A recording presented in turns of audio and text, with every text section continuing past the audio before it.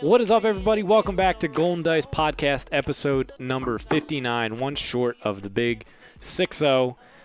Tonight with me, I got the legendary Flockton and the average Brian. How are you guys tonight? It's funnier the second time. Get bent. My name's called first. Dude, rest in peace, Brian. Whatever. All right. Well, we're coming off a week where we actually all got to hang out. This was nice. We were at Capa Cup, which was a prime in Pennsylvania. It was originally Mechanicsburg, I think is officially through. Mechanicsburg, Grantsville, something like that. Yeah, the event was in Grantsville, which is outside Hershey, but Mechanicsburg is like where the store's located that we went through.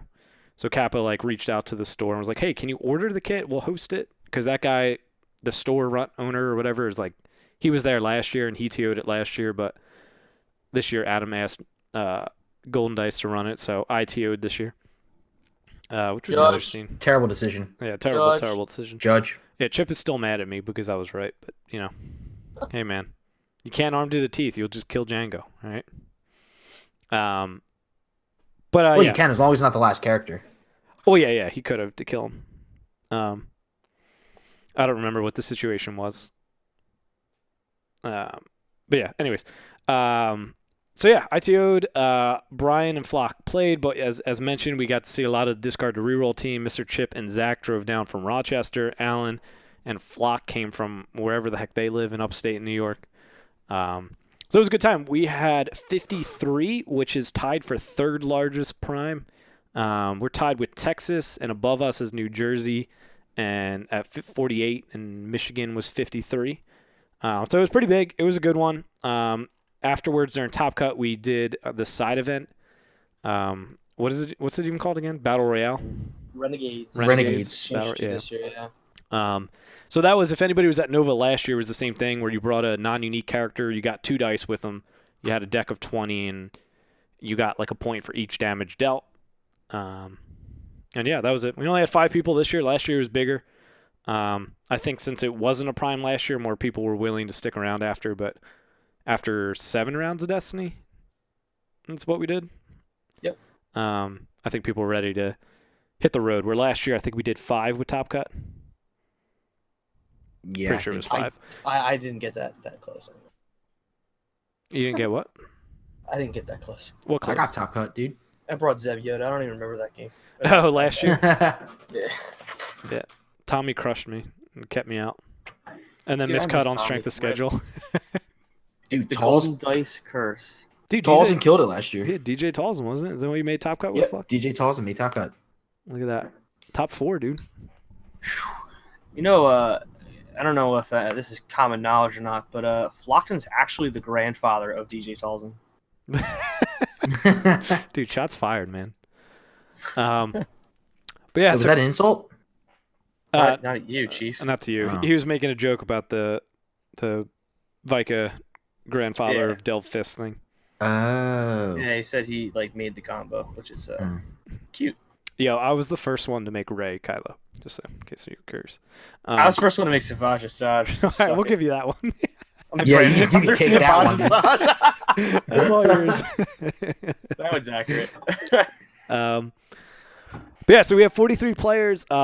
Hinkelbert from Discard to Reroll was the eventual winner. I think it's just Hinkbert. Hinkelbert? Hinkbert?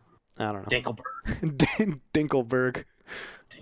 It's Hinkbert. Hinkbert. Gotcha. Yes. So Hinkle sounds cool, though. Dinkelberg. Dinkelberg. And Discard to Reroll showed up this week. They were... Yeah, I don't know where Chip paid those dudes off the street to come up and show up and discard the reroll shirts because I swear he 17 did. I thought it was just Chip and then Ray and Banana. and Banana, and I saw 7 or 8 of them. I was like, And they added another one with Edgy Sith Lord this past weekend. oh, I think he's Yeah. just throwing shirts because as Mr. Chip did say, "Yo, Flock, I got a shirt for you upstairs." I think he's just trying to. That No, sounds he a didn't give little it to me. sketchy. It's like candy in the fan. Yeah. He was like, Hey, wanting me to rep. I got a T-shirt for you. He's like, I got a T-shirt for you. Come up to my room. No thanks. To my room. I got a T-shirt in Chief Chirpa's hut. Just swing on by. And, well, I think it's really funny, and I was messing with him because he would always make fun of how the Hyperloops is like a large portion. In any big event, there would be a decent amount of top cut, and he'd be like, everybody's a hyperlooper. They're 108-0 after the first round. And so it's just really funny for him to have like a solid sides team. But a lot of them are from Bananas local. Like Josh, who won. I know Sam was in top 4. He was from that area as well. I just thought they rolled up squad deep. I think it's awesome. Yeah, so there were 6 or 7 of them, and remember when our team used to do that? Yeah, remember when we had a team? Yeah, really. Rest in peace. Thank God for Flockton. Dude, Flockton bringing new life in a Golden Dice podcast. Offline, Shane died a long time ago. Yeah. Yeah, now he's going to start his own League of Legends podcast. Yeah, for the card game, League of Legends card game. I'm just Sure. saying, you gotta be. At least for events, he doesn't have to leave the house. Is it all online? He was like, I make an excuse not to go online for a serious event for that game too. I'll find an excuse. Oh, he will. He will. Don't worry. Yeah. But yeah. So yeah, discarded reroll came out big, did well. They put 3 guys in the top cut, I think. Right, Josh, and Sam, and then the other top cut was Rob Fugate. I don't know where he's Virginia area, I think. Joe Kwiatek, which he's from New Jersey. Paul and Kyle are from ABG, and then Nikki is from Allen's and Flockton's area as well. So our top cut was all, not all. There was one Ewok deck, but there was Raylo was the top seed. Second was Palpawado. Third was the Forlom. Fourth was Chirpa, Hoth, Ewok with Preemptive Strike. Fifth was Kyle's Thrawn, Greedo, Sentinel Messenger deck. Seventh was Palpawado. And eighth was Grievous, Afro, SM. And 6 was Grievous. I might have skipped 6. Nikki was 7 with Palpawado. So yeah, lots of Delve Fist in there, right? 4 of the decks in the top cut were villain Alan. Support. Alan just had a Alan's trigger getting moment. scared. Alan just turned us off right now. But let's talk about before we really dive into top cut. Let's talk about how you guys did. What did you guys run? We don't have to do that. No. That's okay. I'll go first. I ran Java Lightsaber Mastery. And I was really comfortable with Palp, so I just kind of went for it. I think I wrote up my results. I went 5-2 on the day, technically. Let's see, Capa Cup. So first round was Forlom with the general build. I won that one with a double sit teaching special into a fatal blow to wipe out Grievous. Or Messenger. I really can't remember who I killed last, rather. Then there's this kid named Arnell, and I won't forget that name, I promise you. This kid, Arnell, busted out a Phasma Messenger, which I got to pause for a sec, because he was rocking Phasma Messenger with that hype alt art from Parker Simpson, who is also a Capa Cup. Shout out to him for all the stuff he does, because he has some great stuff on sale. Kid's more of a man than Ray, dude. Ray backed out of Phasma. Dude, and I'll tell you what, he got 10th place, so I mean, good on him, because he's really good at it. All you do is roll out, and I labeled it Phasma Messenger Face Melter with a loss right next to it, because literally I dropped a fist, turn 1, killed the messenger, and had like 4 on Grievous, 4 on Phasma, and he demolished me. That's just a lot of dice to keep up with, and I could have removed a die, but when I removed the die, he could have just killed Pal with Retribution, which is kind of funny. Round 3, I was on the ABG stream, which turned out to not be a stream because the Wi-Fi there wasn't wired like we thought it was going to be, so they ended up just recording those, and I think they're going to put them out at some point. I don't know. But I played against the guy who was playing E-Price Executioner, which was a fun game. You can check out the stream when ABG puts it up, if they ever put it up. It's me on it though, so they might not. I don't know if I make the cut, if I'm interesting enough. Round 4 was against an Afra, which was a close one, but I pulled that one out.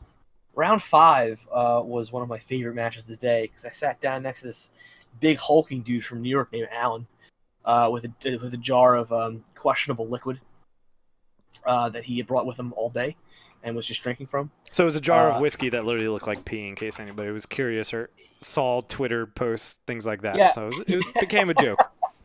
The Discard to Reroll Twitter put a picture of it up and said, the real question is, why does this jar of mysterious liquid keep following Alan around the venue?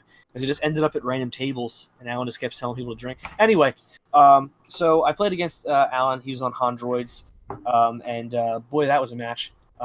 He had me on the ropes for a little bit, and then I happened to, oh geez, what was it?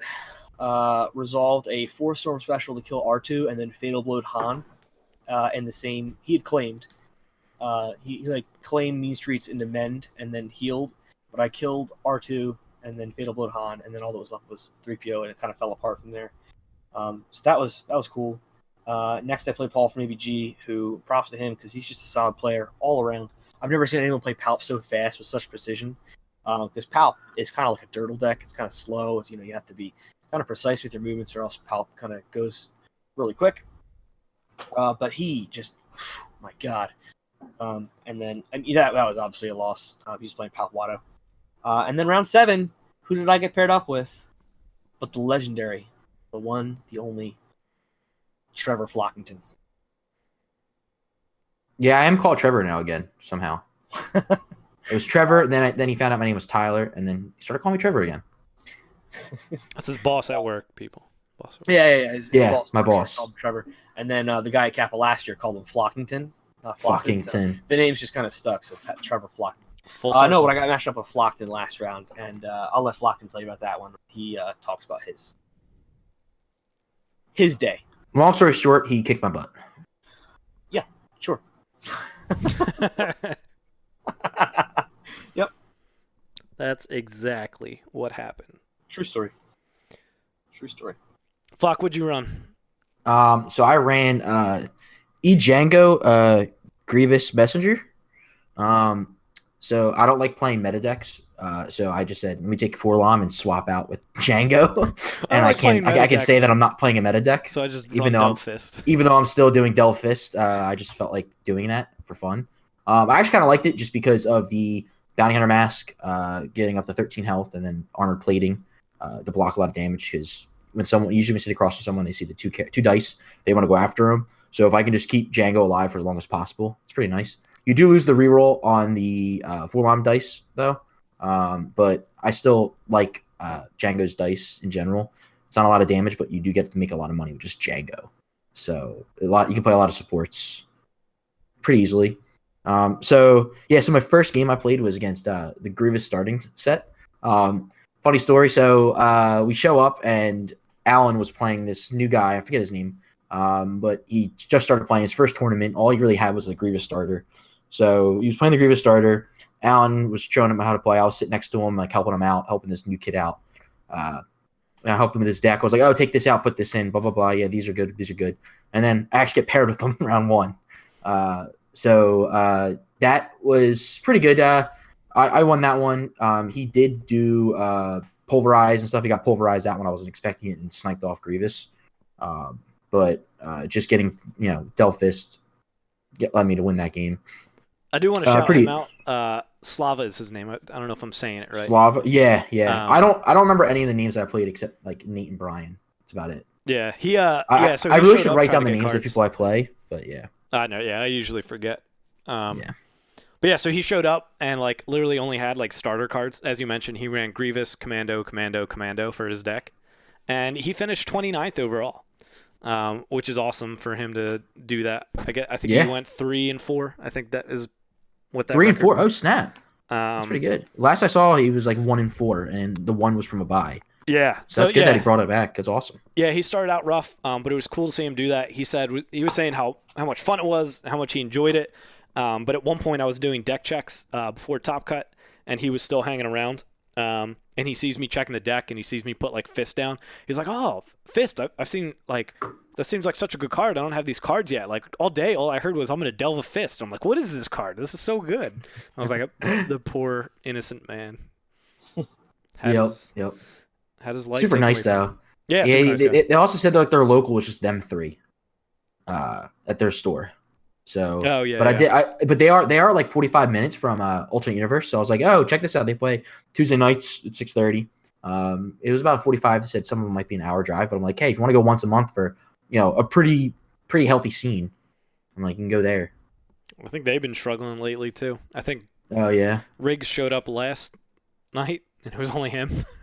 What? Yeah. Oh, because I did see in the group chat though, like Paul, last Paul, minute like, couldn't get out of left it. work and stuff. Yeah. No, He that's must have Pete. some mobile. Pete. But Paul like got stuck at work, and he's usually the one that organized the whole thing.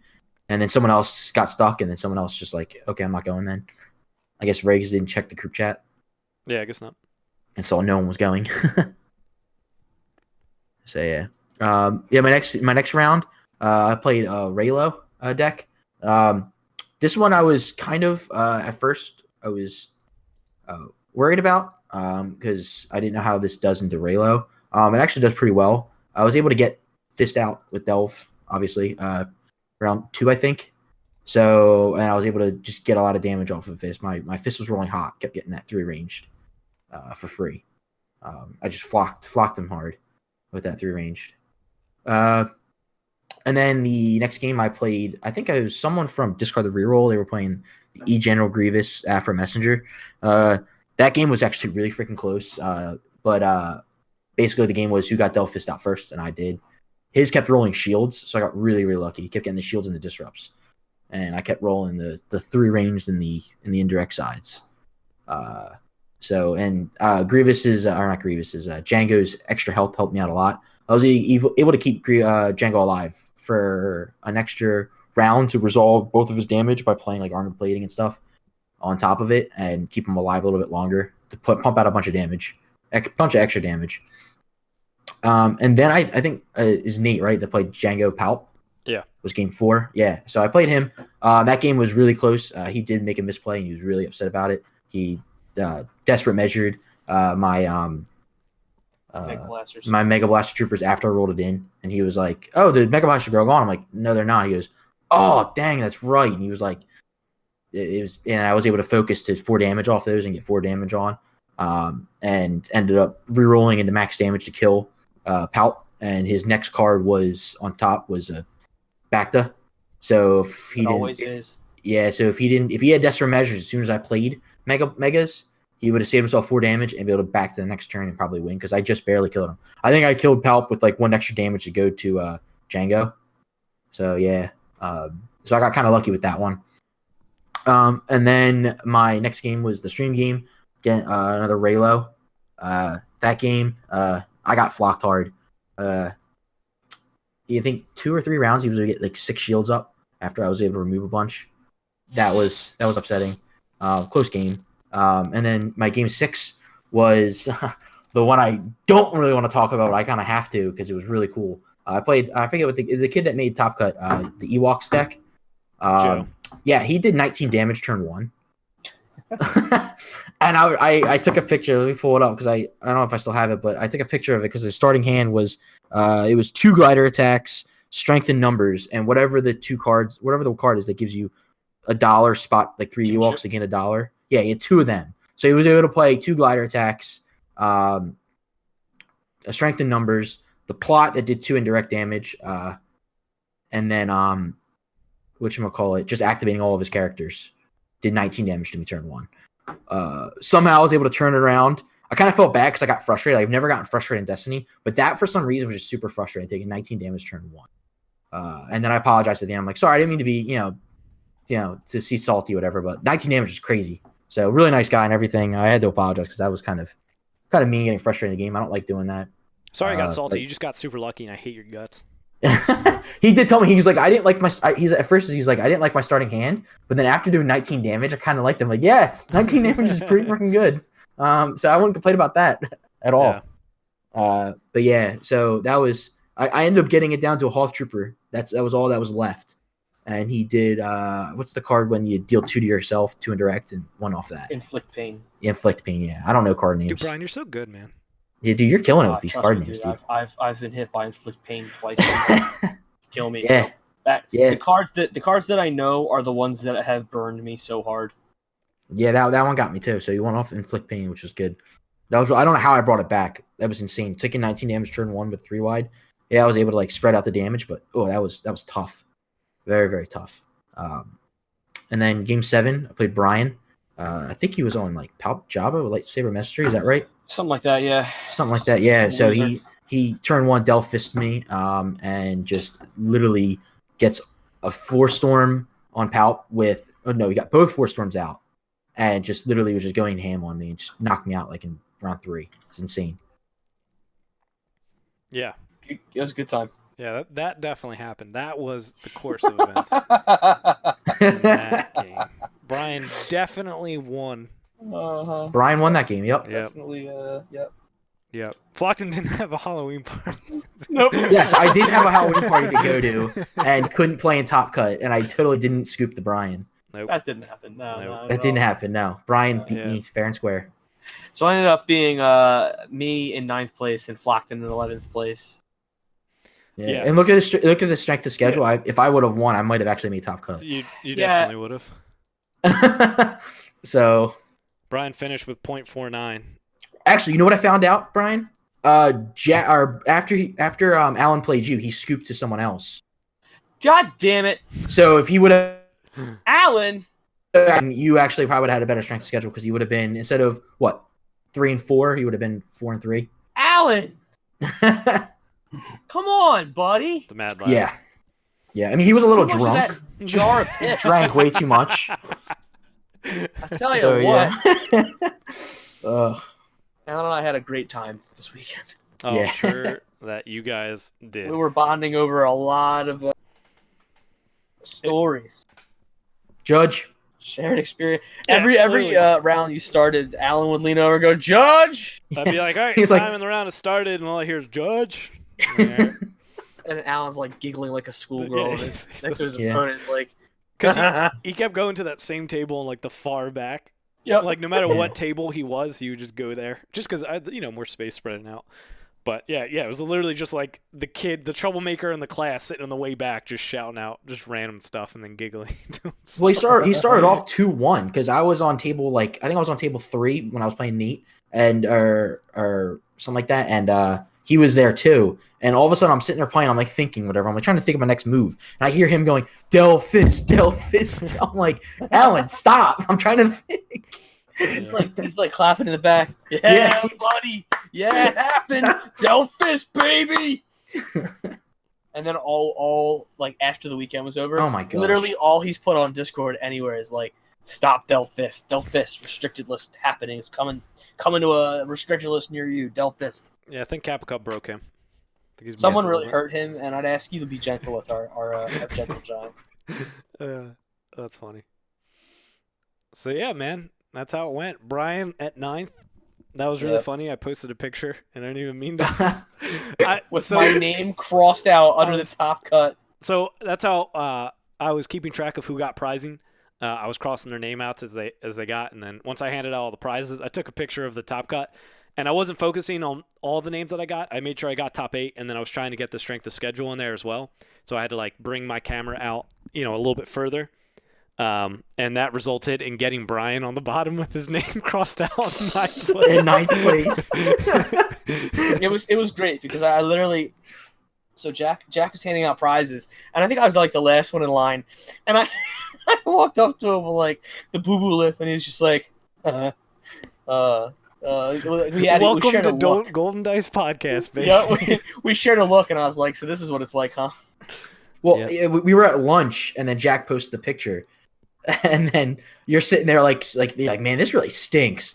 Oh man, 9th place really stinks. Bubbling really stinks. I got the curse. And I was I like, used some yeah. Jack different posted the words, but picture, and I show you the picture, and yeah, it just like, all right. It's like, oh, cool, thanks, Jack, appreciate it. Do rest Good in to peace, you Brian. right there, Judge. Judge, yes. I gotta say, it was weird TOing for the first time. Part of me was a little sad because it was like, basically, if I got to play in Worlds and then TO'd, I wouldn't have cared, right? Because I just would have come off like a weekend of playing many games in Yeah. pods and also, just the competitive tournament. But having missed that and then having to like not play in this, kind of stunk a little bit. But it was a blast TOing. I will say, I felt like I ran it pretty well. There was like one hiccup in the beginning where 2 people came last second, and one of them was actually Rob. It wasn't even you though. Yeah, like the tabletop TO is what I had used for it. I like tried adding people, but I had already paired the rounds. Like it was like 15, like it was 10:15 when they had come in or whatever. So, but then I didn't actually post them just yet. I had like just started to print them and they came up, so I had to retype everybody's name back in, and so we got up to 43. But yeah, so that was the only hiccup, and then I did get one judge call wrong. If anybody was watching, it was Kyle versus Ben, who's a younger gentleman as well. Kyle was on his Thrawn deck, as mentioned, and Ben was on Maul Greedo, and or no, he was Maul something. Maul, I don't remember. Greedo was in Kyle's list. I think it was Maul Mando that Ben was on. But either way, That sounds right. Yeah. end of the game comes, and it's Greedo on Kyle's side and Maul on Ben's side. Ben has the battlefield, so simultaneous character defeats. The winner is whoever controls the battlefield. So Ben did that, did Maul's power action, defeated both characters because you have to resolve against 2 characters if you resolve his dice through the power action. So kills Greedo and Maul at the same time. I thought the ruling would be because Greedo is before he could sneak in and do that, but Maul has already been triggered to be defeated, and Greedo cannot defeat him twice earlier. So the ruling actually would be that they're just both defeated. Greedo's ability would do nothing, and the battlefield controller would have won, which would have been Ben, and means that Kyle would have lost that. And that was round 3 or 4 on this stream as well. So that one was wrong, but that seems a little tricky. You're But fired. No, it's not. It's pretty obvious if you ask me. yeah, definitely Pretty Flockton. straightforward. Definitely Flockton. Even a Flockton could do that. Yeah, I'm Yeah, sure. I'm sure he could have. But I reached out to his dad, Mike, and I feel bad about that. So I'm gonna send him some golden dice things. See, some all you swag, gotta so. do, ladies and gentlemen, is just play in a tournament that Jack organizes, and you'll get free swag because he just sucks. Yeah. Well, no, I got the one. Chip was super mad at me because I didn't let him. Well, he still could have, but like he wanted to arm to the teeth to remove some stuff, but one of them being a bounty hunter mask on Django, and that would have killed Django. But what's his face would have just died. He could have done it, but I think I don't remember if he had another character or not. But basically, that happens, and if it's the last character, what's his face would die before. Django would die. Yeah, Django would die before the damage is dealt from arm to the teeth. But the damage is still dealt, so if there's another character, you definitely can do that. Yes, yeah. So if his he was like Django Phasma, he could just do Yeah. that, kill the character. His opponent's character, Django dies, but then he would win the game because he would still have Phasma or whoever alive. But yeah, other than that, everything went smoothly. There really weren't any actual judge calls aside from those 2. It had a bunch from Alan, but yeah, I don't really remember anything else. There might have been a few smaller questions, but it wasn't that bad. I think the event ended up going off really nice. There were 43 people, so yeah, everybody got the top 64, obviously. Most of people got the temporary truce at 32. And then I also raffled off my temporary truce and Spock lost Kylo and Rey because I had gotten them back in Tamaqua. So it was good prizes. And then Adam actually went around. He's like the organizer of Capa Cup, and he had this like giant bucket of tokens. So everybody just got like one set of tokens from all different people. Some of them were broken egg tokens. I think there was like Chance Cube stuff in there as well. I think there was Laser gaming. Yeah, laser gaming. So there was a whole bunch of stuff in there. Some pretty sick tokens to walk away from. So yeah, I think Capa's shout well out worth to Alan. Adam, that went really well. Yeah, seemed like, and also, I mean, he just throws in a lot more swag as well. So second place got like 1 deck box, one of those card binders, and 2 character trays. And then I know the winner got like 2 deck boxes, 2 wooden deck boxes, 2 of the character trays, and they got like this giant art of Grievous, like lightsaber clashing with this other Jedi, like super zoomed in. It looks super sick. I think it's. Oh, that was a cool one. I thought you can raffle that one off. No, that was for the winner. There was one for the raffle, but there was also one to the winner. Yeah. Oh, dope. Yeah, that was nice art. Yeah, and then they had like a side raffle, bunch of different things. There was one that I did wish I was meaning to do, but I just didn't get the time in between rounds. But it was like this super sick X-Wing like tray thing that came with the rulers and like a template to carry stuff. I was like, if I ever play X-Wing, I'm going to want to use this. But then I didn't do it, forgot to do it. But it all went super well. And also Parker Simpson was there. It was cool having him. He seemed to make some decent, money off of selling some stuff. Like I know Joe at one point, he got like the free Ewok that Parker was handing out. So then he's like, I just want the whole team. So then he bought like a Hoth Trooper and like another Ewok and Chirpa. And then he had the full team because he had the Ewoks from Nova and Worlds as well.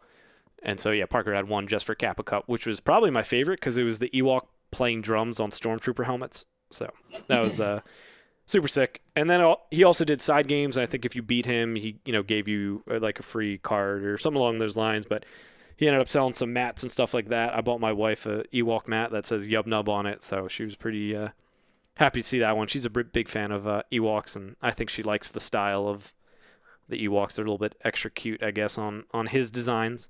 Not as menacing as some of his other ones, but he also had tokens too. He had like nice Vader tokens or shield tokens. And he did his own raffle as well. He had 3 prize. If you bought something, you got entered into it, and like one was a box full of like the droid stuff, which was like his last Thank the Maker bundle. He had the new one, like the Vader stuff and the shields for his second one, and the first place got like the upcoming Thank the Maker bundle. So yeah. So it was awesome having Parker there. Like it almost felt like a mini con event, like just with everything going on. And we came in Friday night, did a test run and had some drinks and things like that Friday night, which was, a good time. And then we had to run out and get a Wi-Fi adapter because yet again, places have told me there's hardwire.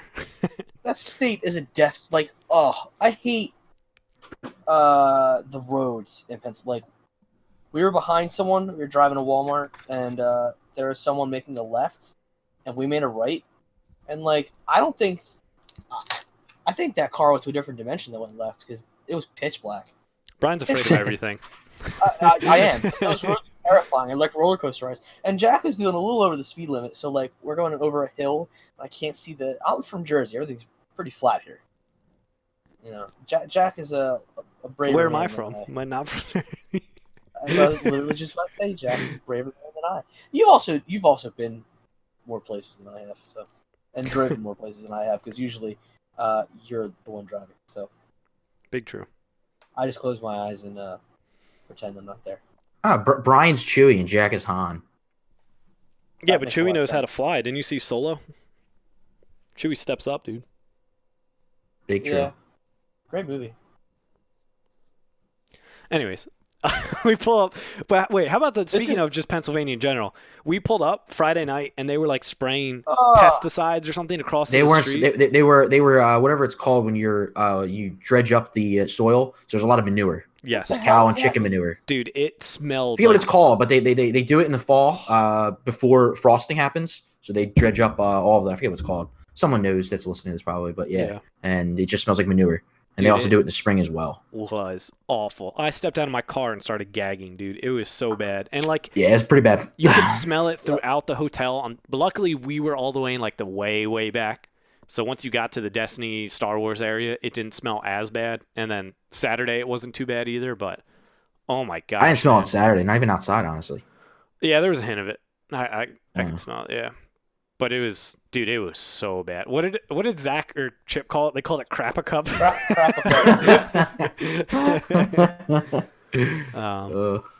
yeah, I mean, the event went well. Capa Cup's always a blast. I'm looking forward to building on it for next year.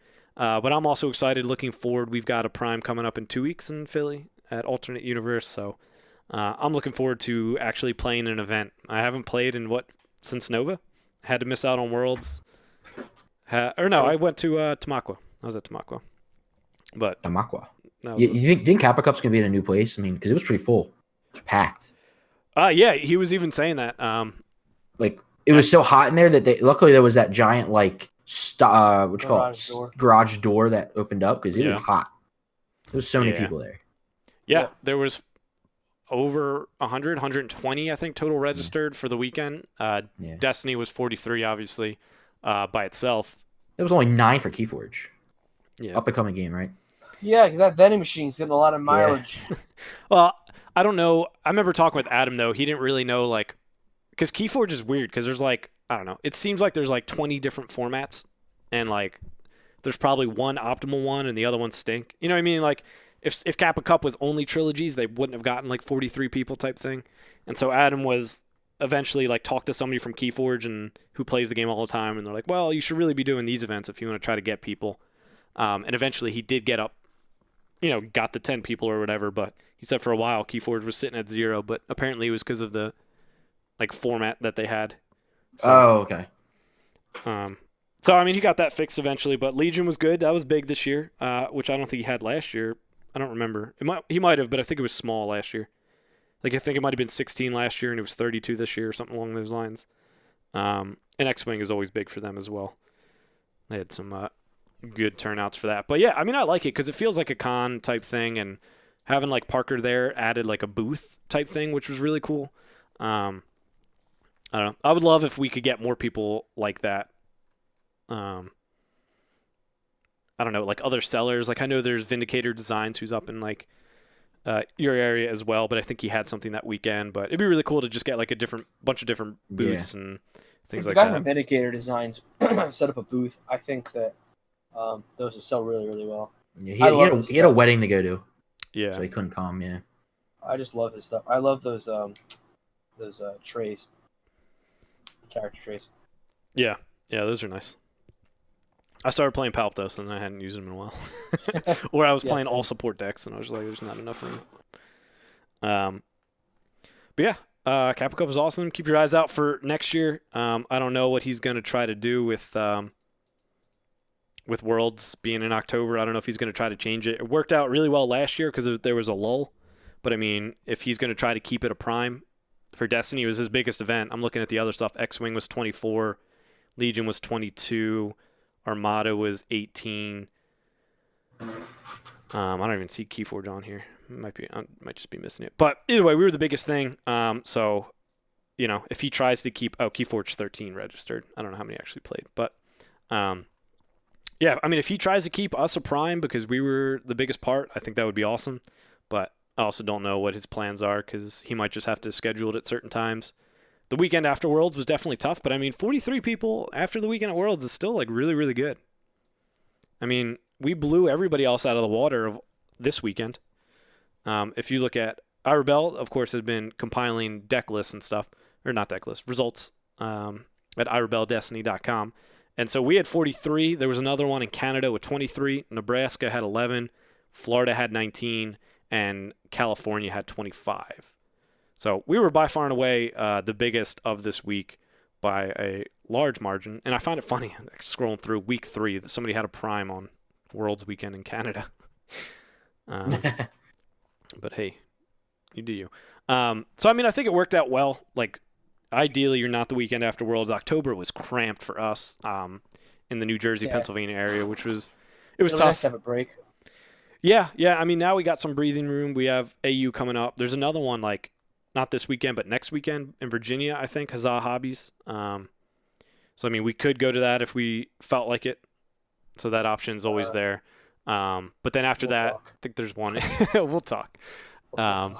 There's one in December, and then January there's 2 on top of the Las Vegas Open. And we're also trying to throw a Golden Dice 2-year event type thing, tournament. I don't know exactly how it'll play out, what format we'll do. But that's going to be January 4th. So anybody in the New Jersey, PA area, mark off January 4th. We're going to try to put something together at Tiki Tiki in Woodbury. But I'm also talking with them about moving it to a brewery because they partner with a brewery right around there. I forget the name of it. Wait, is that it's like the Sand one, right? Yeah, 8 and Sand. 8 and Sand, yeah. I haven't been there. But, so yeah. they're good. They got good beer. So little sidebar, I guess. Yeah. January 4th, if anybody's in the area, be on the lookout for ideas. I'm actually stopping by them tomorrow. Beer? Oh yeah, dude, it's the best mix. Oh my god, that's awesome. And you don't have to walk far. That was like the worst part. I was like, I want a beer at Kappa Cup, but I had to walk like all the way to the front of the hotel. Yeah. It was pretty big. It was a long hallway. And I was like, I can't do that between. It wasn't that bad. Yeah, but I can't do that as the TO and just walk away. I can't do that as a human being. Why not? They did it Virginia last year. It's out of shape. Yeah. All right, guys, I gotta go. I'm gonna go to the bar. Enjoy Top Cut. Let me know if you have any issues. Yeah, we did. I was absolutely like, yeah, we go find some cheesecake with Alan. Never ended up finding cheesecake, unfortunately.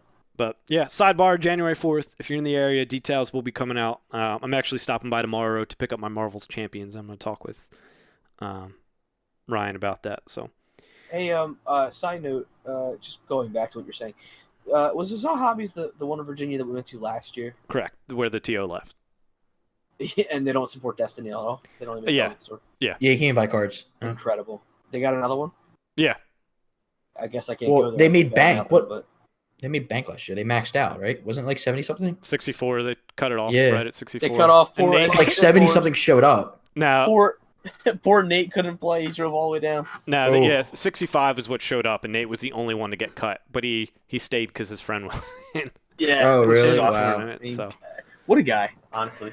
Yeah. Great guy. Yeah, Austin, I believe. But yeah. I mean, I get it, though. Like, on one hand, FFG has no reason to take it away because they got 64 people in the same place. It's like, hey, we don't support this, but we're still pulling 64 people on $20 a pop for this, like, super cheap kit. Right. Like, I mean, that's $1,200 minus the kit, which I don't even think, like, I mean, let's just say it was $200, but I don't even think it was that. It might have been like $120.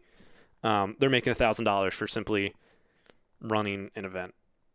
And they just have UTO for the last half. Yeah, exactly.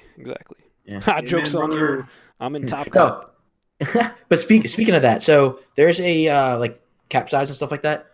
There's a Prime in Massachusetts coming up, and apparently it's a small store. And Alan called, and there's like they cap it at 48. Wow. Wasn't there this whole thing where after the New York thing, like when you sign up, you have to be able to have like the minimum of 64, or you can't actually host a Prime because they said they only have 49 people that they can allowed to play. Yeah, I mean, But the kick goes to 64. I don't know if FFG ever actually like came out and said anything. I don't know, but if that ends up being the case and you talk to OP and be like, hey, I went to this store, I got rejected, they capped it at 42 or whatever. That was probably what I know. Some people had said that last year and complained. The New York store did end up getting like a larger space, so they could host 64. But yeah, I mean, if there's a store that's talking about capping it at 48, that seems like an issue. And I mean, it's weird because FFG, if the store says they can hold 64 and then they don't, like, I mean, that's hard for FFG to monitor. That just means exactly. If you report it, then there's a chance that they don't get it, next Prime season. And, they were trying to give Primes out more, liberally as they had in the past. Yeah. But yeah. It just stinks because a place like Tiki Tiki that probably can hold 64 if they just move. They didn't get it, but you had a store that can't hold 64. Tiki Tiki is like the weirdest. Like if you just picture a game store, it's not. It's not a game store, but it's an awesome store because it has everything. It's a board game store, really, at heart, not a card game. Yes, but you can buy like paintball guns there, right? Or BB guns. Airsoft. And same thing. And they have yo-yos, and then they have like a retro gaming section, and they have a whole Funko Pop and like. But I mean, they could have a huge turnout. The issue is that it's really just set up weird, and the tables that they have are like almost kitchen room tables, like I said, where you play board games on. Rather than, if you think about if you go to some of these stores and the events you play in, you're usually playing like those white plastic fold-out tables that everybody's used to, and those white plastic chairs where if you go to Tiki Tiki, like I said, it's just like this wooden table, and you have like all these different shapes and sizes of chairs. And yeah, and I've talked to Ryan, and he said like he can set up stuff, he can fit people, he can move stuff around. There's a chance to hold more there, and I do think it is a shame that Tiki didn't get anything, but you got to work with what you got, I guess. But so maybe we'll get one in South Jersey one day. One day. All right. So that's Kappa. That's Primes, things like that. Do you guys have any thoughts? I mean, just looking at Top Cut, we didn't really talk about that yet. Do you guys have any thoughts about the decks that made it? What did well? I mean, droids were like nowhere near the top. There was one player, Baron, his name, and I think he might have died on the bubble potential. Like he had a game where he probably could have made it if he won. Like he finished 4-3 going in the last round, but he was going 4-2 into round 7. So he could have won that game. But I mean, I think the story of this tournament really was like Delph Fist. Like it really was everywhere. I mean, top 8 had 4. Brian, you came 9th. You had it. Flock, you were 11th. You had it. Manton came 12th. He had it. Jonathan Buss at 13 had it. So it's like everywhere that all these people were, up near the top cut in the top half were pretty much Delph Fist. You get down to 16 with Baron and 17 with Allen, and they were like the only 2 droid players that were really anywhere near the top half of the field. So Capa Cup was literally just like everywhere I looked, it was just Delph Fist, Delph Fist, Delph Fist. I'm just gonna say it, dude. Frick droids. I hate droids, dude. I don't even care about Delph Fist. You want a Delph Fist? That's fine. I just hate droids. Okay, you're saying that because you played Delph Fist. Yeah, dude. Delph Fist is a total legitimate and fair strategy.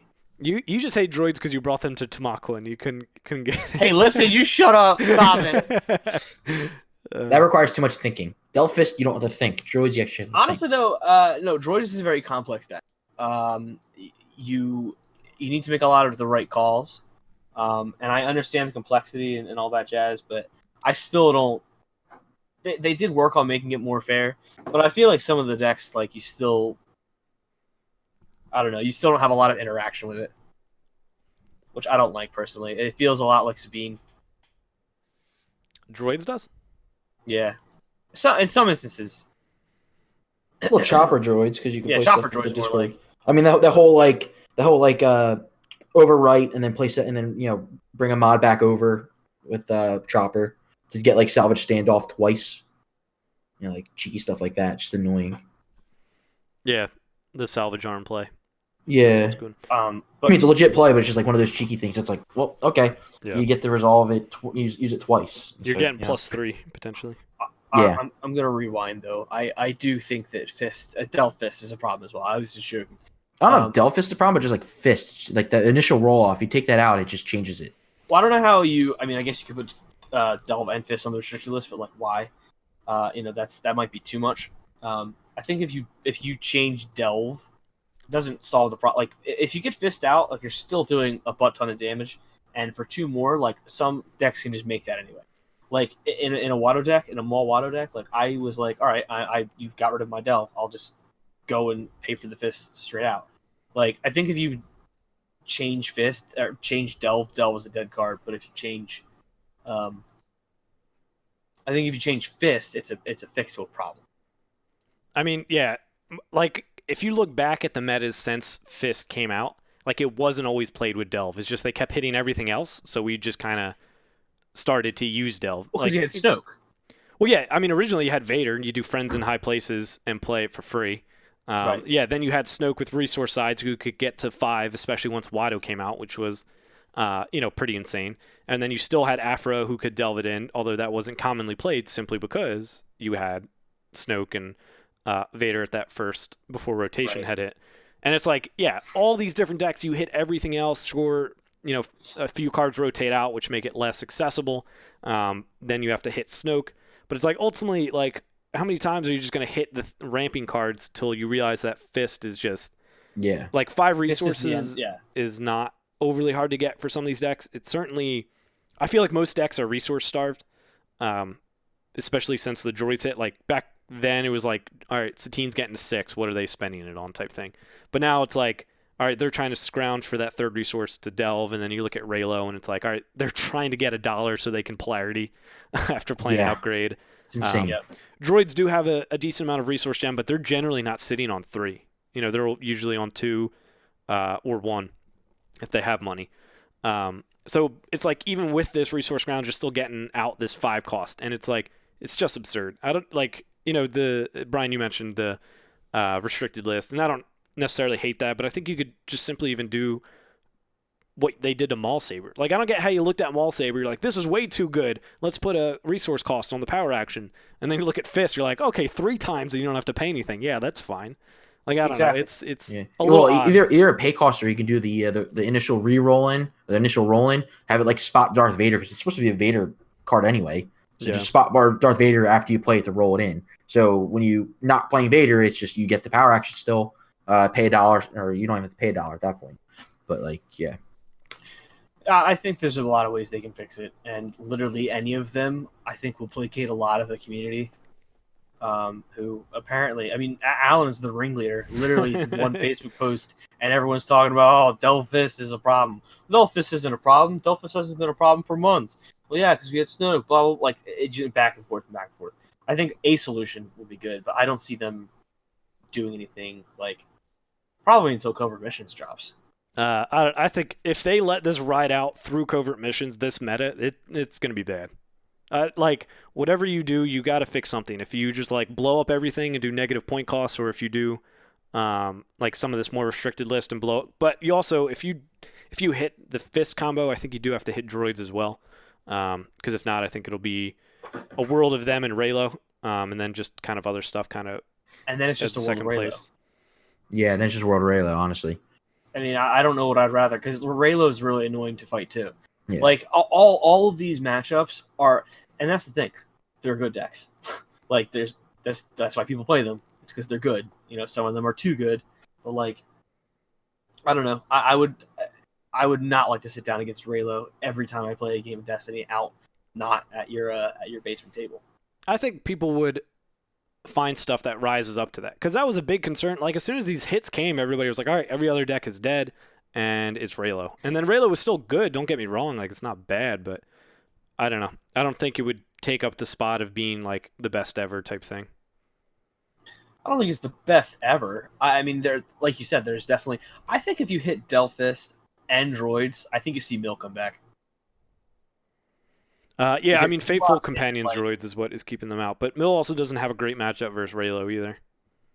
True, you're right. So yeah, I mean, it certainly depends on that. I mean, there's a lot of stuff that they would have to look at, and here's the downfall of not having paid playtesters, right? Yeah, it's a careful mind sweep. Yeah. You hit one spot, another spot blows up. Like, Yeah. it's rough. Certainly. And I mean, looking through the week 4, Canada had Han droids win, with the finalists being chopper droids. Omaha, Nebraska had an all chopper final. Florida had a chopper winner beating Raylo in the final, and California had Grievous Afra Messenger beat Afra Grievous Messenger Armored Reinforcements in the final. So it's very much either droids or villain supports, and then Raylo can maybe sneak in there. But again, that was like a 19-person event, so it wasn't overly huge. But I don't know. It is the meta has felt different, and it feels like you have choices, but I really feel like the choices are like between cards rather than like actual decks. Like, right, you could look and be like, oh, a Django Grievous Sentinel Messenger deck made cut, an Afra Grievous Sentinel Messenger deck, a Forlom. That's 3 different decks, but it's just like, all right, 2 of the 3 characters are the same, and their 30s probably like 5 cards off, maybe. If that, yeah. I mean, if you have Delphist, you have the 30. Yeah, I mean, Yeah. the fact that the combo is so good that people can put it with Maul and Palpatine, I don't know. I was thinking about putting my Asajj Django deck today. I was like playing. I was like, man, I can play Bounty Hunter Mask, get $3. Okay, I can just Delphist right now. Like, yeah. it just seems like you just put in any deck that's just blue yellow. Just all right, let me put Delphist in. Yeah. I think the fact that, go ahead, Jack. No, you go. Well, I ran it in Palpatine this weekend, right? And that clearly, absolutely, definitely won some games for me. It's not even like I had to change up some of my strategy to get to 3 and not play upgrades. Like, I mean, obviously, it's not every matchup you Delphist, or it is, but you know, definitely in aggro matches, if Palp has the potential of dying before you can drop, 2, 3, 4 upgrades in Bacta, you want to Delphist real fast. But Delphist got me out of a lot of tight positions. With Watto, thank you. With Watto, I feel like it's a lot easier to Delphist, but with builds like Django and Jabba, I think it's a little more tight, and you have to make that decision. You have to make the decision on what you want to do, what your game plan is, right? And I think that makes it, a fun little strategy game if you're playing in Palp. If you didn't have enough strategy in there before, but it is tough to get it out there.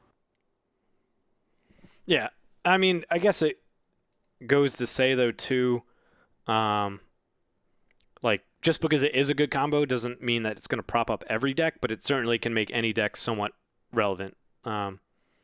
It's just interesting that Nikki and Paul both made top cut with. Granted, it was on SOS over Nikki because he went 5-2 and Paul went 6-1, but they both did Palp Watto and they didn't Del Fist. I don't think Nikki did. I know Paul didn't. So it's like it is a really good combo, but it's not also making every deck like super top cut. But I mean, you went 5-3 with it. It's not like you did awful. You just missed out on strength of schedule over it. And the fact that Kyle goes 5-2 with 3-die mess of Thrawn. Although he technically should have lost the other game too, though. Yeah, Nikki actually had Fist in there. He had a 1 of Fist, but no Delve. Because with Watto Palp, you can make a lot of money sometimes. Yeah. And all right, I can put 3 1-cost upgrades down, or I could put Fist down. So. Yeah. So I mean, it literally blue villain, and you're at least thinking of putting Fist in. Delve Fist. And again, you mentioned, if restricted lists, like you can, some of these decks still can just play, and it's still a problem. I don't know. I think you just add the power action as like spend a resource to do that.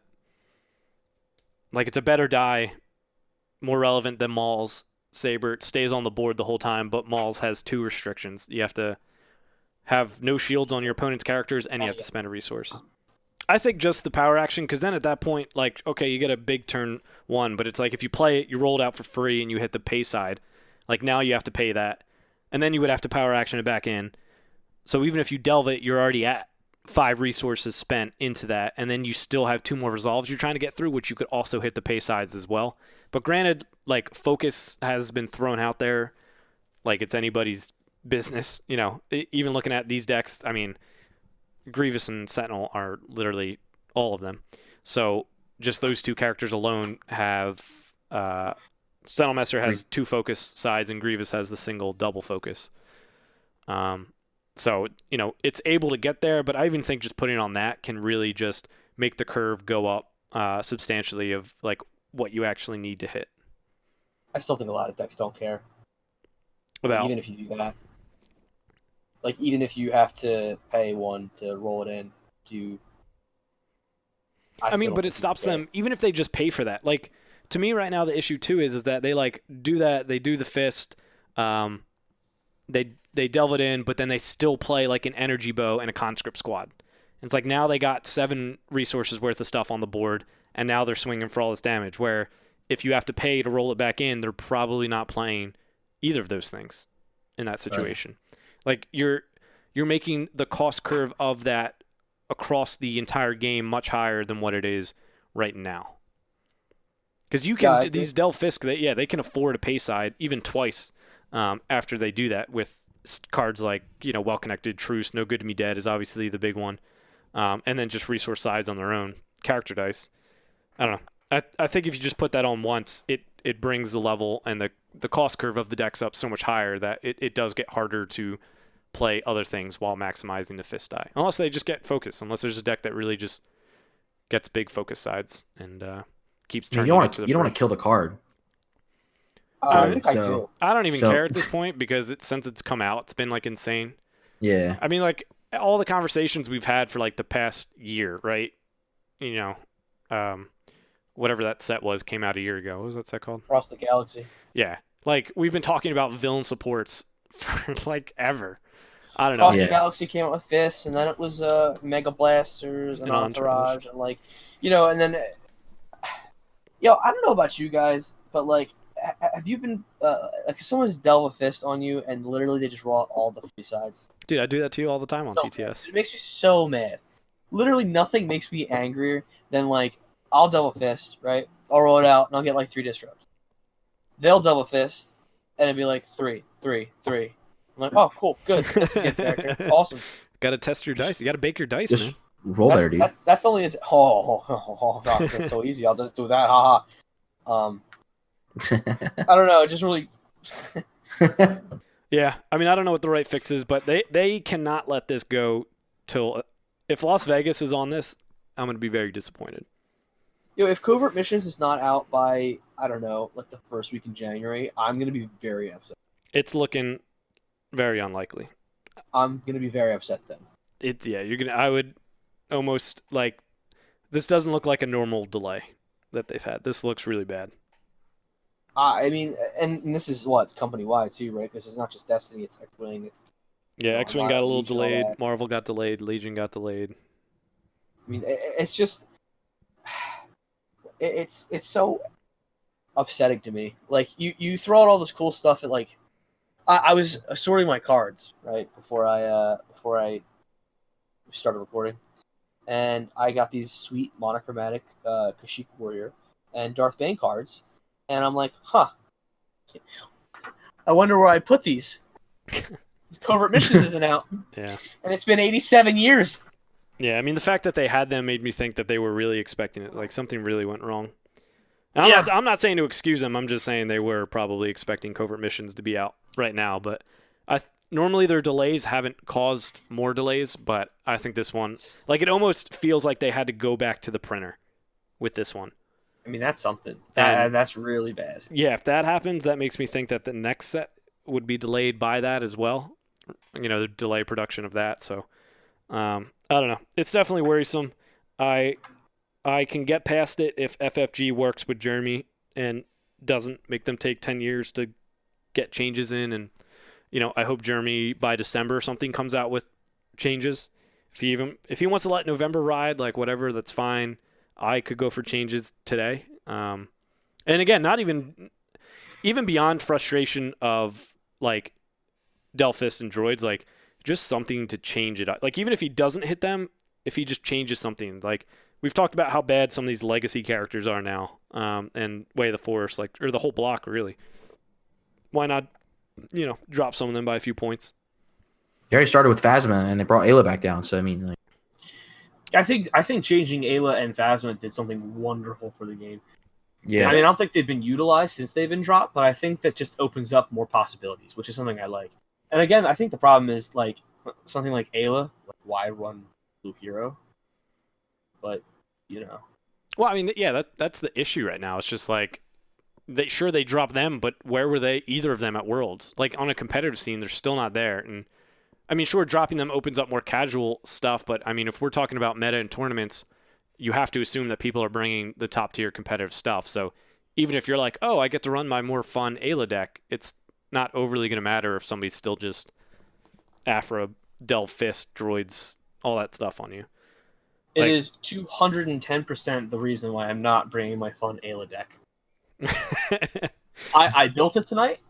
It's in my my deck box, and I would love to play it, but I know that I'm a moron if I end up bringing it to Yeah. AU, which sucks because I'm just gonna get Delph Fisted off the table. Yeah. Which sucks. It's Yeah. garbage.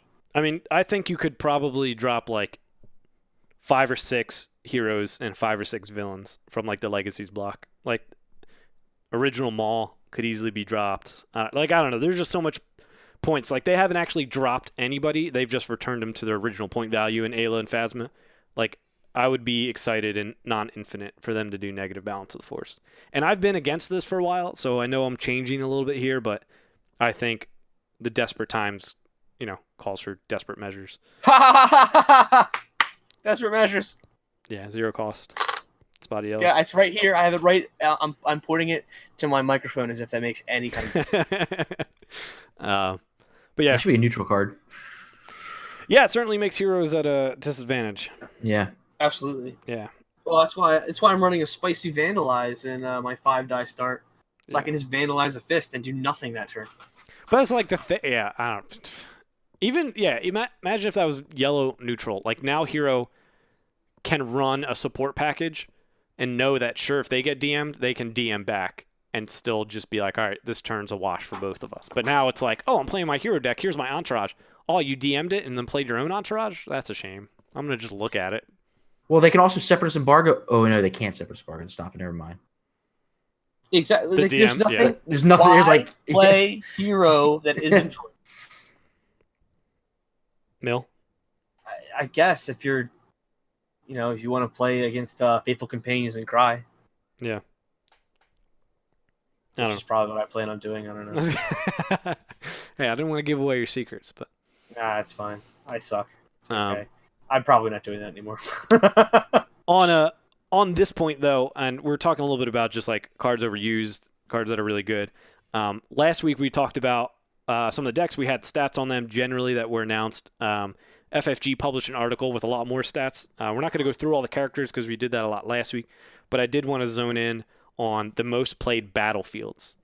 So the most played was Theed Royal Pals at 182 decks. Good FFG fix on that one. That's post nerf. Second battlefield was all the way down at 44, which was Bendu's. We had Salt Flats at 33, Night Sister Lair at 30, and Fighting Pit at 21. So, like, what the hell? Get rid of Theed already. Like, yeah. you are only continuing the problem. I don't remember the last time I thought about a battlefield, to be honest. I just run Theed. Yeah. Literally, it's like, oh, I could run this because this has this interesting thing. Nope, run Theed, get a resource, done. Well, it's funny because we talked about like, oh, maybe Night Sister Lair could be really good because you get a resource back too. But it's like, okay, but what if I don't draw a bounty? Yep. Or, and if I don't, then all right, I'll just run Theed, and then I can Theed one of my dice and get the same Yeah. It result. makes rolling blanks feel less sad. Yeah, Like, I mean- I can still get a buck out of that. Like, that blank is showing a resource, actually. Yeah, and especially in this 3-wide world, right? 2-wide, it feels a little bit worse because you need your dice a little bit more, your character dice. Sure. But it's like, all right, I Chopper resolved all his dice for damage. R2 resolved all his dice for damage, and then I have like a 3PO die sitting on a focus. Yeah, I'll Theed. I'll take $1. Sure. I'll Theed. And it's like, oh, I love that everyone says it the same way. I'll Theed. I'll Theed. Thank you. I'll Theed. Yeah. And they just plop that token down. Yep. And everyone's like, yeah, I know. Okay, yep, totally. So Yeah. I mean, almost even scripted. yeah, I don't remember the last time I thought of it. Right? It was Across Theed the if I'm Galaxy. running That anything. came out with Across the Galaxy is busted. Yeah. Handheld cannons, Vader, Vader's Fist, Theed, Retribution, which Drayden I don't know if it's Voss. busted, but Trident Falls. Busted. busted, dude. No, so many good cards. I don't know. Iden. Okay. Look, a Savage, dude. Savage. Dude. I don't know. There was an Act of Cruelty was a good card in there. Yeah, it was an overall good set. Shadowcaster, AR, Yeah, that's true. like all this stuff, like Yeah. mods, which wasn't. We're Beckett huge then. came out in that one Fun too, right? time. Yeah, Beckett came out. Yep. Yeah, Beckett. mods were huge, and then DM became a thing. Yep. But yeah, so that's the state of the game. Well, Have fun. isn't like a resource like turn one like Insane. more than just a resource? So like there's other battlefields where it's like when you claim, you get a battle, claim, draw a card, gain a resource. Like, but that stuff you have to claim. It's Yeah. like ahead of the next round. Where Theed's like, I need $1 now. Okay, let me just get $1. Like, Yep. remove a die, get $1. Just and then it's even more useful because it's turn one. Yeah, it lets you play a 3-cost, upgrade Exactly, on yeah. something. It's almost like you just get an automatic profitable, but still getting the health of another character type thing. Yep. Right. But yeah, Theed is good. I'd be okay if they just straight up just ban that. I get they're not. Yeah. But I have less. Like, I'm more worried about how they could handle Fist and Delve and droids and things like that, because that could overall have a huge balance on the game. But if you just ban Theed, I think it just opens up, makes people think I a would lot be more. so happy. Yes. I'd ban be Theed. thrilled to think about a battlefield again, because honestly, that was a big part of deck building in like the Awakenings block, where it was like, what do I run? Just so you know, Bendu's is the winner of Worlds, so Bendu's Lair is therefore the best battlefield, and also came second at Nova. So Someone said it makes up for the fact of having like one less die in some matchup, but like that's I what think- Andrew said about he's like it basically That's right. gives you a 5th die. Andrew Rothamel, the winner. He's like it's almost like playing 5-die Faithful because you get that Right. extra And die you- back, and it can work like Theed, right? You could just get a resource from it. You could get 2 if you 3PO, but Yeah. Yep. The 2 shield side's really good on it though. oh yeah, I mean that was what made people start running it with like Raylo. It was just like that. Yeah. If you hit that 2 shield side or that resource, you're golden. I honestly, if I'm being honest, oh, God, I don't know any other battlefield. Like from Mean this- Streets, from this- baby. I mean, yeah, I mean, like a couple come to mind, like Mean Streets. Everyone it's, plays. I think Salt Flats will be big if you get rid of Thief. If you just ban Thief, Salt Flats is a good one. Salt Flats is great. Salt Flats is Yeah. a great battlefield. Yeah, it was just tough because all the meta decks are 3 wide and slow, so nobody wants to play that because then their dice are going to get blanked the whole game.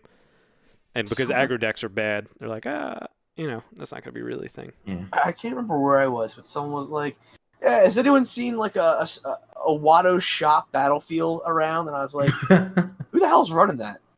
Who's running Watto shop when there's like Theed and Bendus and Salt Flats around?" They're probably going for claim Watto shot, blow up my fist, get 5 back, and the next round play another one. That's dumb. I hate it. Can we ban fist already, please? The more I talk about it, the more I understand Alan's rage. His whiskey-filled rage. Yeah. Whiskey-filled rage. Yeah. I mean, it'll be interesting to see what they do.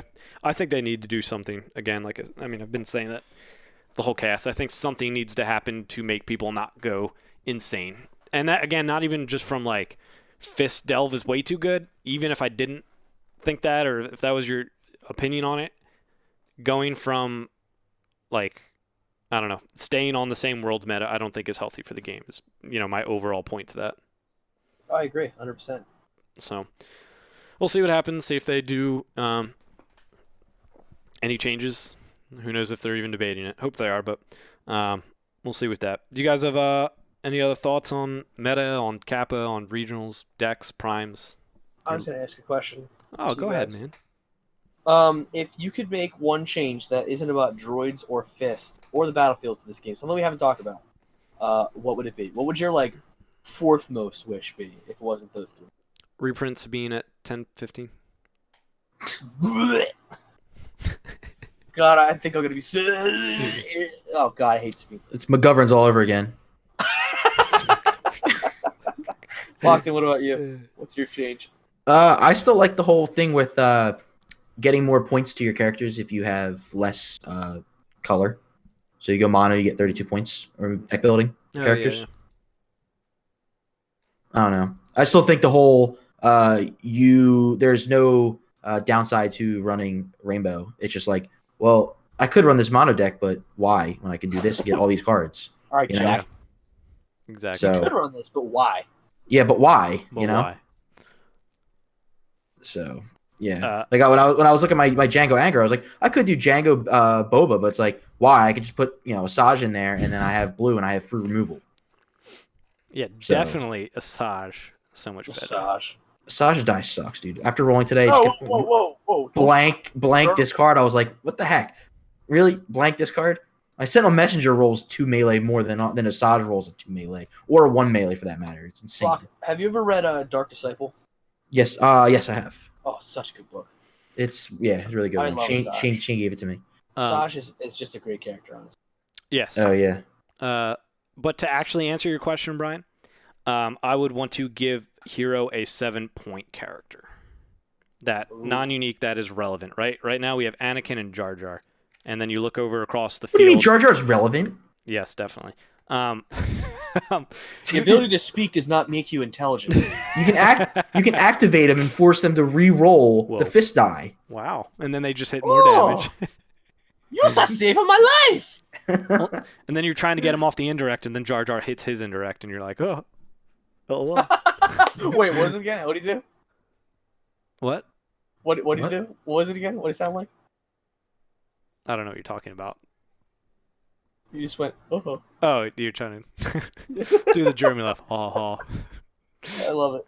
I love it. But yeah, like heroes. All right, ready? Let's go through. All right, so Ewoks at 4, Younglings at 4, Hoth at 5, Claude at 6, Gungan at 6, Jawa at 6, Jar Jar at 7, Anakin at 7, and then that's it for 7 and below. Where you look over. Clone and Naboo Palace and Rebel Engineer all 8. Right? I mean, any of them, drop any of them down to 7, and that just makes it so much more interesting. And it's like, well, those might be too good, but it's like every deck that we've talked about is running Grievous with a 7.7 Sentinel Messenger, and they're getting access to Blue Villain for 7 points. They're getting Forsaken, they're getting Hidden Motive, and they're getting Fist for 7 points. And on top of that, his ability off the top of the deck is pretty insane. And on top of that, he's got a 2 melee side, a focus, a shield, and a resource. Yo, Like, the there's amount literally of times not he a hits bad that 2 sign. melee, And if you is get a blank, he's bananas. Yeah, it's Bananas. he's so good. And actually, there was one list. I guess the other point was like the most played characters. Let me see if I can pull this up. It was like, okay, yeah, most played characters. Sentinel Messenger at 98, C3PO and R2 at 75, Rey at 68, and Kylo at 65. I mean, why wouldn't you? He's an excellent character at 8 or 7. Like, there's no reason not to. Yeah, I'm mostly shocked that Grievous isn't up there though. I mean, again, he can fit in a lot of different decks, but just Grievous Sentinel Messenger is just like, all right, who's my yellow now? Is like the only Django. question you really have to ask. Yeah, Django. I just wish that Hero was better, and I'm saying this as a predominantly villain player.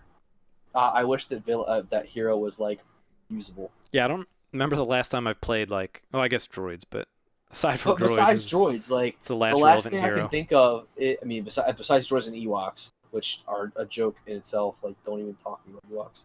But I'm saying this as a villain player that I would like to dabble from time to time. Like, I built a list with 5-die hero, and where am I going to play it? Right? Because you've got things like Del Fist, you've got Mega Blaster Troopers, we have Entourage, which, like, yay, us. Yeah, but villain has on touch. You know? It's Exactly. restricted like, list too. Yeah, so we don't have anything specifically to give us an advantage over villain, and that just doesn't. I don't know. Maybe next set we'll fix that. Maybe it won't. Probably not. If we're looking at the track record of the last 8 sets, crying out loud. But we need something good. Yeah. Tell me something good, FFG. Tell me something. Yeah, I think giving us a decent 7-point character is a place to start. I think you could drop any of those 8-point non-uniques: Vigilant Jedi, Rebel Engineer, Palace Guard, Jedi Temple Guard, Jedi Partisan, Emphas Nest, or Clone Trooper. Drop any of them to 7 points, and that could open up some plays for Hero. I like that. I think I really that my wish, and this is probably something you can't fix until a new set drops, but if you're gonna make baller removal, right? Make it neutral. I think that evens the playing field a little bit. Make it neutral. Because, like, you got stuff like Forsaken and, like, Hidden Motives in every deck. Like, every blue deck. Like, that's a great card. But, like, I don't know. When you're confined to hero or villain, and you've got, like, I don't even know what I'm saying anymore. I'm just so frustrated. Well, if you're playing Villo and you have blue or red, you have 10 free removal, including Doubt. Yeah, if you look at some of the top lists of Cruisin from Entourage and Vika from Artificery, 2 of the villain decks in top 4. The other was the Mill and Adventure Chopper winner. But it's like they had like 14 events and they're all free. Yeah. Like, and that's what makes Sentinel Messenger so much better too, because you know there's like a high percentage you're going to play an event off the top of your deck, and it's going to be useful to you. Right, and then Hero has like. Yeah, we have easy pickings. We'll have a Hidden Motive, which is neutral. But then even like Entangle, if you want to run Entangle like Rothermel, which, whatever, good blow stuff. But that's a multi-die removal. But you have to spot, and it's 2. You've got Flee the Scene. You remove 2, but you have to pass 2 times. Like, I just think there's too many stipulations on Hero that make it, crippling. Yeah. Whereas, like Forsaken, it's free. You got to have 1 die or the other. Someone has to have 1 die out. It's not just like you have to have 1 die out. Like, It's ridiculous. Like, I just think that they need to balance that a little bit better, because villain is clearly favored, and I don't know what is happening. Who hurt you? I think who hurt you. It is tough though too, because the second you give like Hero really bomb 0 cost removal, everybody's gonna run Mill. Like, imagine adding Forsaken to Yoda Mill. You want that? Do you want that life? I don't want Mill as a condition at all. I mean, yeah. If I'm being fair, I think Mill is the worst play experience in Star Wars Destiny. I'm not talking about Del Fist. I'm not talking about Mega Blasters and all this other garbage. Like, I think Mill is the worst experience. I still stand by DJ. Okay. Wait. It is very much tied with Order 66 decks. Yes, Order 66 decks are the stupidest, least fun thing to play against. I was playing a pod at World, and I told this guy, I was like, this is the least fun I've ever had playing Destiny. And I'm not sorry about it. I was playing Maul, Watto, That's a 3-dice start, by the way. 3-dice start. Oh, it is? Say it again. Nothing. I was making a joke. So literally, execute Order 66 just turns my turn off. There's nothing I can do about it. I was like, I'll do a damage to someone that I don't even care who. Yeah, you got to roll like Watto first and hope you hit the disrupt. Yep, and that's something I didn't do. Roll better, dude. Yeah. If you're listening at home, take a shot every time someone tells Brian to roll better. Roll. You're a little late now. Roll better. All right. Well, we only have a few patron questions this week. We'll get into them unless you guys have anything else. No, I'm good. I think we only have like 3. I forgot to put it up earlier, so people probably didn't really see it.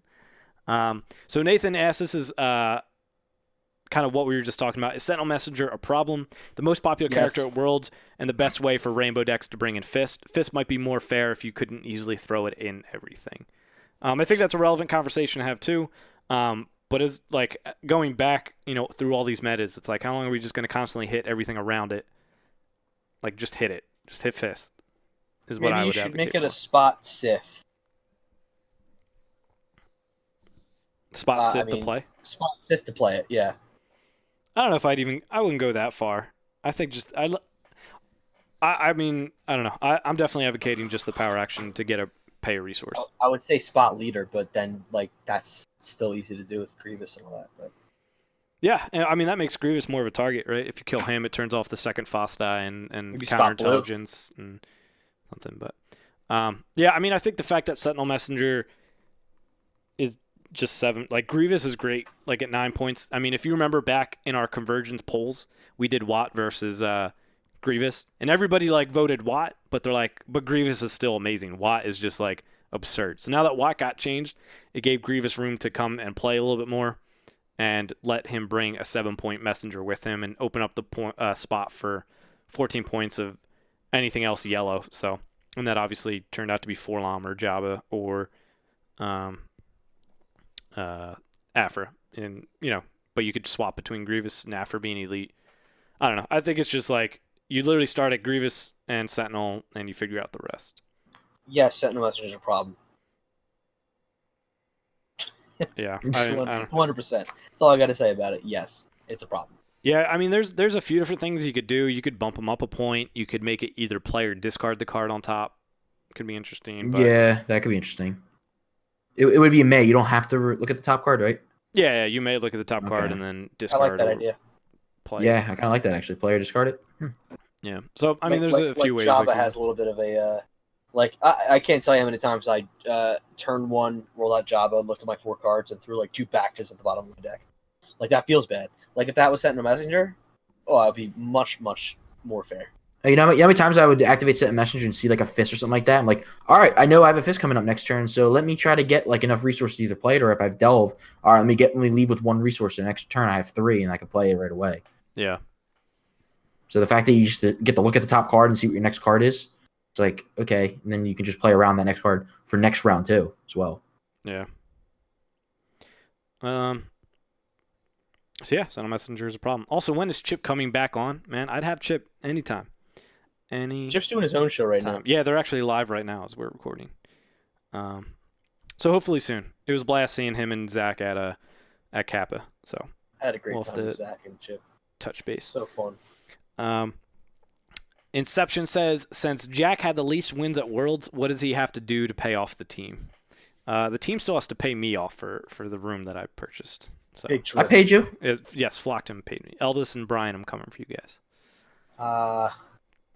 Yeah. I don't know. Maybe I can make it up this weekend or 2 weekends or whenever AU is, whatever. But that rolls into the next question. Jank It Up Brian says, what is GDP going to do to catch up discard to reroll on the competitive circuit? Add 15 people to our playtest team. Go the discard to reroll route. We're going to add Jank It Up Brian to the podcast. Yeah, Brian 2.0 on here. Yeah, next tournament, you just got to hand out Golden Dice shirts to people. Like, here, you want to play for us? Wait, you make Top Cut? Here, take this shirt. Take this shirt.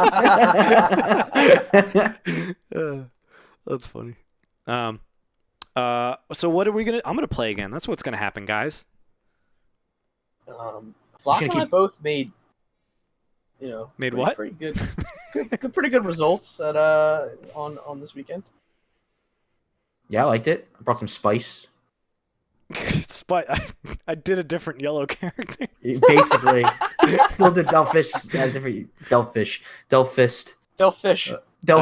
That's my favorite. Delfish. You got any blues? Delfish. Delfish. Flockton does have what's another 14-point yellow character that I can play? What is a 14-point yellow character we can put in there instead? I only know Afra, Java, and Forlom, and Django.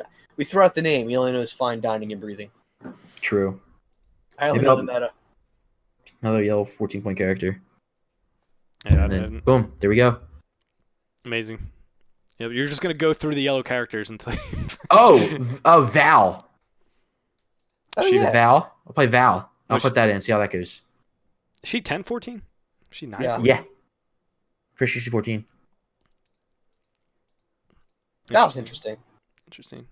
Steal money. That's pretty cool, actually. Dude, Greedo. Huh. Bib Fortuna. Sebulba. He's the major. Guys. He's the major. Sebulba's 12. Oh, is he 14? Hey, Sebulba always wins. Is Sebulba 14? No, he's 12. Yeah. But I'm saying he's you could have a plot though. Wait, so what's the thing with Sebulba where you can just like put resources on to blow things up? Sebulba always wins. If there's a, is it resource or just a card? Token. No, token. Because I remember people would run that with whatever that card is to move a damage. Yep. Yeah, Sebulba always wins. Discard support from play that has one or more tokens on it. Boom. All right, that's how you counter fist right there. Just put Sebulba in that there. What about a power action token? Because does that count? That's tracking board state. That's not actually a thing. Damn. So close. I was so close to solving the fist problem, guys. Power action. Dare you. Jump power action on it. It's gone. Oh, dude. Ketsu Onyo is 14 points. There you go. It's a shame she's so squishy. Yeah. All right. What were we even talking about? Settle messenger problem? Oh, no. Us? I don't remember. Oh, yeah. About us on the competitive circuit. Yeah. Flock does have the highest placing finish of anybody so far this prime season. Get bent. Apparently, Rochester's soft. Yeah. Well, Mr. Chip's there, so that's why. He made top 8. That's how you know it was soft. Yo, are you ready? Shots fired. Yeah, he made top 8 there, but he placed 40th. Playing the same deck. So I'm going to go ahead and fire shots there. So bang, bang. Is that the last question? I think that was the last question. And then it's a bunch of random put somebody on, you cowards, as that has become a meme. Yeah. Will Flockton make it home before you start? We waited for him. Yeah. Mm-hmm. He did not. A little local. All right. Any other thoughts from you guys before we wrap this up? We're just at an hour and a half right now. How did that happen? You thought we were going to go 10 minutes. We literally have 2 things on the sheet. How did that happen? There's a lot to talk about. Agreed. Thanks to Adam of Capa Cup. You put on a great show on this past weekend. It's a shame that the Capa Cup smelled like Capa Cup. Flock, anything? No, I think I'm good. Cool. Thanks, everybody, for tuning in. If you haven't already, we're affiliate on Twitch. If you sub to us, we'll be streaming some more primes. We're looking to do Alternate Universe Prime, again, which is 2 weekends from now, which is the 16th of November. We're looking to stream that, and we'll be doing a few more as time goes by. I'm trying to work out going to Las Vegas Open. We'll see if that happens. If I'm there, I would like to be streaming that. So you guys subbing or on Twitch, which if you have Amazon Prime, you get 1 free per month. So that'd be a huge help in kind of getting that there and making sure we have equipment and all those things. And Patreon obviously is a huge help as well. But also just liking us on Facebook, giving us a review on Facebook, giving us a review on iTunes or wherever you listen to your podcast would be a huge help. I forget to say those things all the time, so we never get any reviews. But if you went and did that, that would be much appreciated. If you're ordering singles, you can go to Top Deck TCG and do Golden Dice 10 for 10% off on your order. Again, thank you to Adam for letting me TO and putting on a great event over at Capa Cup. And we will see you Hey, guys. Wait. Oh. Before you go, I have a spicy request for you guys at home listening. Someone want to make us a Wikipedia page? Make us Why? a Wikipedia? Yeah. Put us on Wikipedia. Anyone could do that now, right? I have no idea. I think that'd be hilarious. Why? I don't know. People can put whatever they want. Dude, Brian the attention has gone to his head, man. Wow. The attention. Dude, I don't care. I want to know what people say about Flockton. Literally, Flockton is a hot topic. So hot right now. How? What did I do? I don't know. All right, guys. Thanks for tuning Forget in. I said anything. and Sorry. We will catch you guys next time. It's like SOLOSOLOSOLO.